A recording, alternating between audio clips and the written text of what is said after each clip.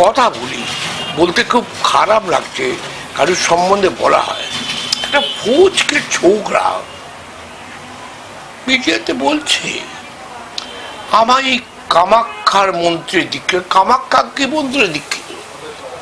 হয় দক্ষিণে কালী, নয় কালী, নয় তারা, নয় বগলা, চিহ্নবতা, তাহলে কামাক্ষার মন্ত্রে দীক্ষিত।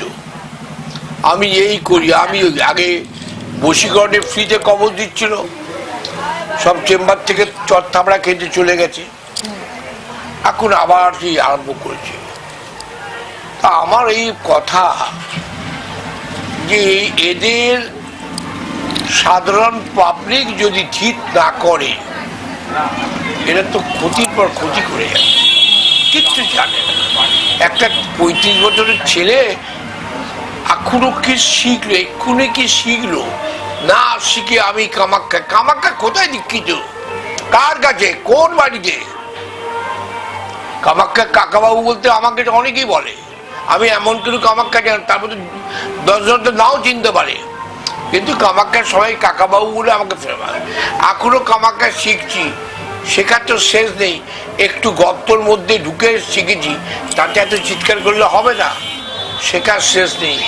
তন্ত্র কি বিশাল আকার, সমুদ্রের যেমন শেষ নেই, তন্ত্রের তেমন শেষ নেই, আর মাকে ডাকারও তেমন শেষ নেই। তো আমাদের প্রত্যেককে, আমার খুব ভালো লেগেছে এবারে সাধারণ মানুষকে শান্ত করার জন্যে মিডিয়া প্রচন্ড ভাবে দেখিয়েছে, সমস্ত চ্যানেল দেখাচ্ছে মা কালীর রূপ, সব কিছু।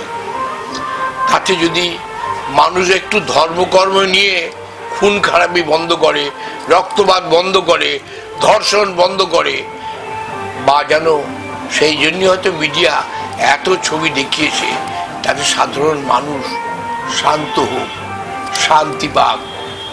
মাও চাইছে আর নির্যাতন চাই না, এবার বাবা তোরা একটু শান্ত, এই আশীর্বাদ মা এবারে কালী পুজো হয়তো করেছে।